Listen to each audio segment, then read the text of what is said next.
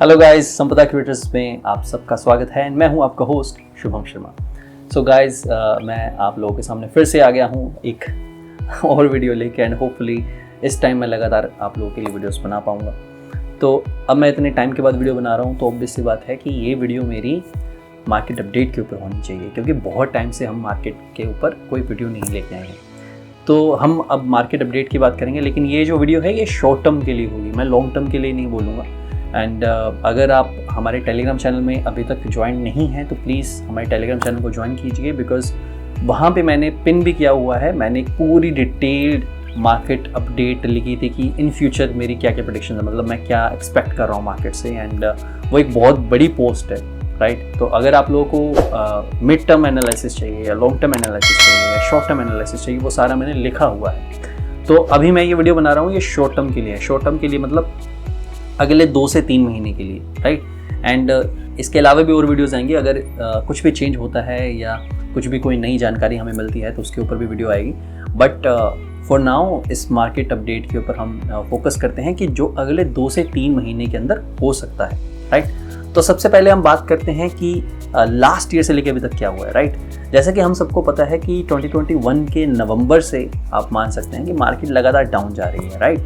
And अगर हम सिर्फ इसी साल की बात करें तो जनवरी से लेके अभी हम अक्टूबर में एंटर कर चुके हैं, 9 महीने गुजर चुके हैं। इसके बावजूद क्रिप्टो मार्केट में एक रैली नहीं आई है, वो पंप नहीं आया है जो हम एक्सपेक्ट कर रहे थे।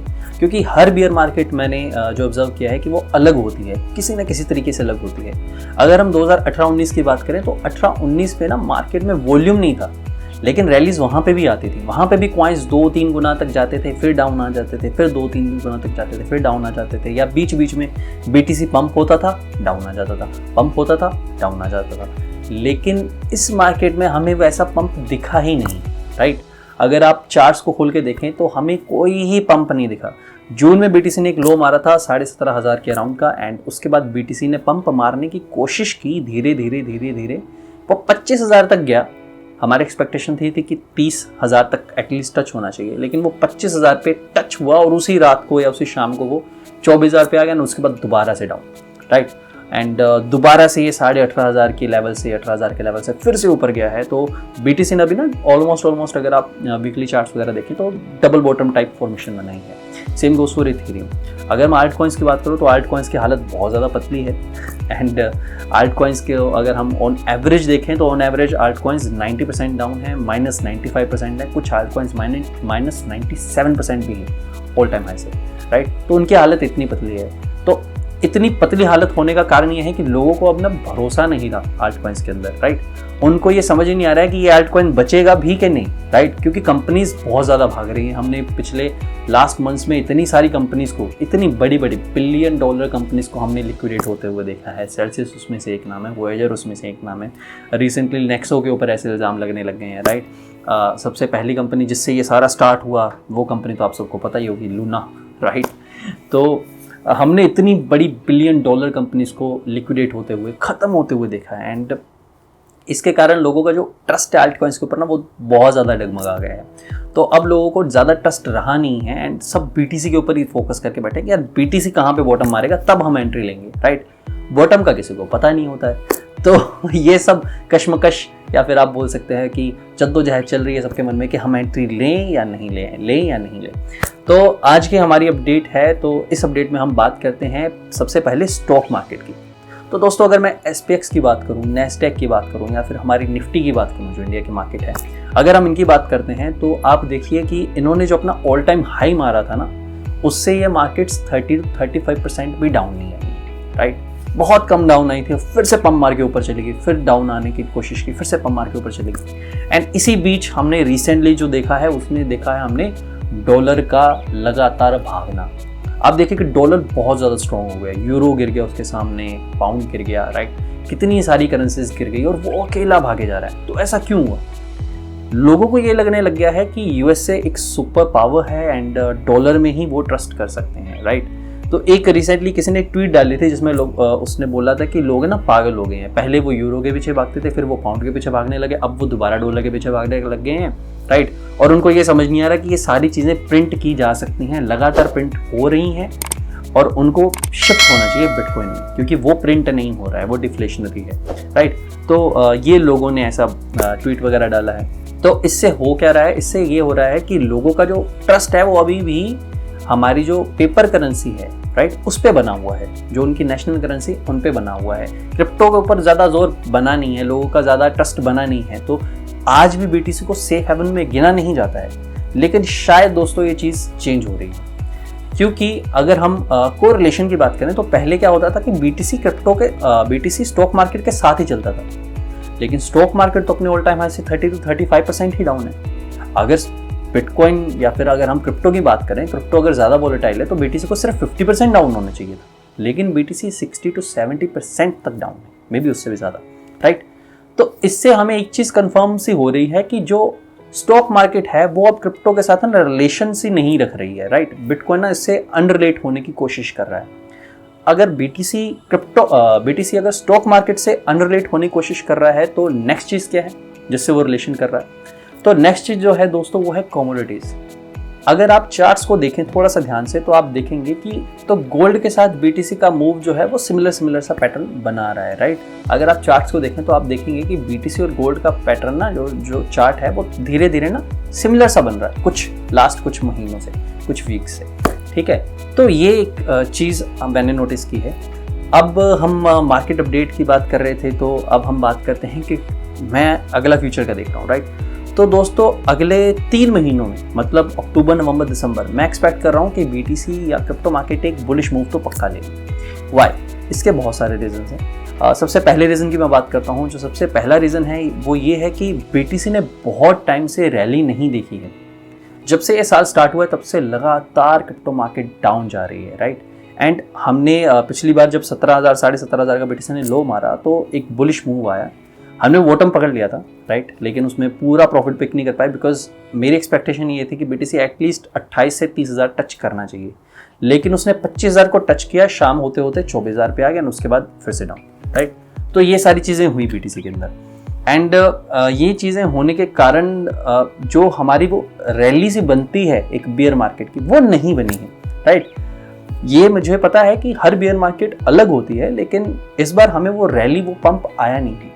तो जैसा कि आप सबको पता है, मतलब जो भी टेलीग्राम चैनल में है, कि मेरे पास कुछ सब्सक्रिप्शंस हैं जो डाटा वगैरह मुझे देती रहती हैं। तो अगर मैं उस डाटा की मानूँ ना तो उसके अकॉर्डिंग भी एक पंप बनता है, राइट।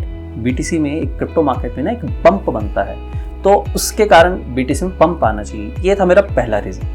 अब सेकंड रीज़न की बात करते हैं दोस्तों। जो सेकंड रीज़न है वो बहुत ज़्यादा अनएक्सपेक्टेड सा है, बहुत लोगों के ध्यान में नहीं है। वो है कि यूएसए में इलेक्शंस होने वाले हैं इस अक्टूबर के एंड में या फिर नवंबर के स्टार्टिंग में इलेक्शंस होंगे। और इलेक्शंस एक तरीके का ऐसा त्यौहार है जहाँ पे जो मार्केट्स है ना वो बहुत अच्छा नाचती है, राइट। अगर आप इन पास्ट देखें तो जब भी यूएसए में इलेक्शंस हुए हैं तब जो मार्केट्स हैं, स्टॉक मार्केट है ना, वो उन्होंने पंप मारा है। तो अगर स्टॉक मार्केट पंप मारी है, इसका मतलब ये है कि क्रिप्टो के अंदर भी पैसा आएगा ही आएगा, राइट। तो क्रिप्टो के अंदर जब पैसा आएगा तो डेफिनेट सी बात है कि क्रिप्टो मार्केट का भी पंप होना बनता है, राइट। ये है मेरा दूसरा रीज़न, ठीक है। एक और रीज़न की मैं बात करता हूँ जो थर्ड रीज़न है, एंड ये one of the most important reason है। वो थर्ड रीज़न स्टार्ट करने से पहले मैं आपको बोलूँगा कि रिसेंटली सेंट्रल बैंक जो था यूएसए का, उसने बोला कि फेड को, ठीक है, जेरोम पोवेल को, उन्होंने ये बोला है कि आपको बैंक के इंटरेस्ट रेट इंक्रीज करने बंद करने पड़ेंगे। वाई? क्योंकि मुझे नहीं पता आप लोगों को ये बात पता है कि नहीं पता है, मैं आप लोगों को बता देता हूँ। जो हम FOMC या CPI डाटा देखते हैं जहाँ पे इंटरेस्ट रेट इंक्रीज हो रहे हैं, इसका मतलब क्या है कि बैंक्स के अंदर अगर आप पैसा रखोगे तो उसमें आपको इंटरेस्ट मिलेगा, राइट। ये वो इंटरेस्ट रेट होते हैं जो इंक्रीज होते हैं बाय 25%, मतलब 0.25%, 0.50%, ये इस तरीके से इंटरेस्ट रेट इंक्रीज हो रहे हैं। तो जो जेरोम पोवेल है उनका बोलना ये है कि इस इंटरेस्ट रेट को हम इतना से इंक्रीज कर रहे हैं जिससे क्या होगा कि हम पैसों को तो छापेंगे, लेकिन वो पैसे के छापने के साथ ना, इंटरेस्ट रेट के साथ हमारी इन्फ्लेशन जो है, जो महंगाई है ना, उसको हम कंट्रोल करेंगे कि इतना पैसा छापोगे तो कंट्रोल रह जाएगी। लेकिन रिसेंटली सेंट्रल बैंक जो यूएसए का है, उसने ये स्टेटमेंट दी कि आपको ये पैसा छापना, आपको ये इंटरेस्ट रेट इंक्रीज करना बंद करना होगा। वाई?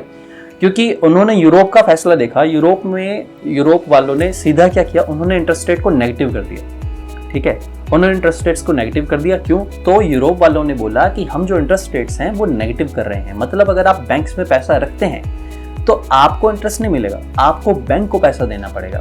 इन्होंने ऐसा क्यों किया? क्योंकि जब जब इंटरेस्ट रेट बढ़ाए जाते हैं इसका मतलब है कि नया पैसा छापा जाएगा, राइट, वो नया सर्कुलेशन में आएगा और उससे क्या होगा, जब पैसा ज्यादा होगा तब महंगाई बढ़ेगी, सर्कुलेशन उसकी ज्यादा होगी, पैसे की पावर कम हो जाएगी, खरीदने की जो पावर है वो कम हो जाएगी, राइट। तो यूरोप वालों ने ऑलरेडी नेगेटिव रिटर्न कर दिया और उन्होंने सीधा सीधा बोल दिया है अपनी कंट्री में कि जब तक हमारी जो महंगाई है वो 0 पॉइंट तक, मतलब जब तक वो पूरी कंट्रोल में नहीं आती ना, तब तक हम इंटरेस्ट रेट्स को 0 भी नहीं करेंगे।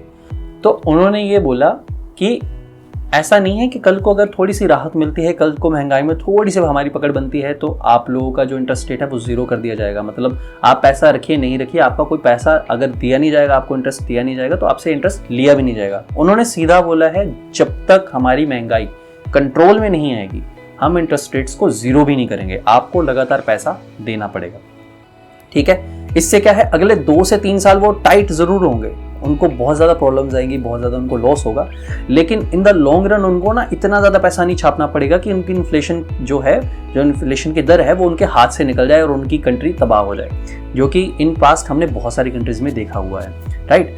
तो ये उन्होंने बोल दिया। इसी को कोट करते हुए सेंट्रल बैंक ने बोला यूएसए की कि फेड को अपने इंटरेस्ट रेट्स को बढ़ाने पे ना रोक लगानी चाहिए और अगर वो चाहें तो इंटरेस्ट रेट्स को नेगेटिव कर सकते हैं, क्योंकि जिस स्पीड से वो इंटरेस्ट रेट्स इंक्रीज कर रहे हैं उससे जितना वो पैसा छापेंगे उससे यूएसए की हालत बहुत ज़्यादा खराब हो जाएगी इकोनॉमिकली, राइट। उनके जो यूएसए के डॉलर की पावर है वो बहुत ज़्यादा गिर जाएगी, ठीक है, और दोबारा से यूएसए रिसेशन में जा सकता है। हालांकि वो लोग मान नहीं रहे हैं कि यूएसए में रिसेशन आ चुका है, लेकिन वो बोल रहे हैं कि अगर ये नहीं हुआ तब तो डेफिनेटली उनको भी मानना पड़ेगा कि रिसेशन आ गया है यूएसए में और उसके बाद हालत बहुत ज़्यादा ख़राब हो जाएगी, ठीक है। तो ये मेरा बोलना ज़रूरी इसलिए था क्योंकि जो हमारा थर्ड रीज़न है ना वो इसी के ऊपर आप बोल सकते हैं डिपेंड करता है। जैसा कि मैंने आपको पहले बताया कि गोल्ड के साथ बीटीसी का चार्ट थोड़ा सिमिलर लग रहा है। गोल्ड क्या है? गोल्ड एक सेफ हेवन है, एक कमोडिटी है, राइट।